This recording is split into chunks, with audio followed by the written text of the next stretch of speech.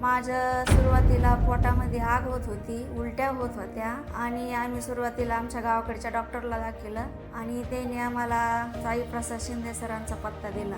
आम्ही इथं पोहोचलो. मला काही कळत नव्हतं. आयसीयूमध्ये टाकलं. त्यांनी माझं चेकअप केलं आणि माझं त्यावेळेस क्रिएटिन 10 वर गेलेलं होतं आणि मग त्यांनी उपचार चालू केले.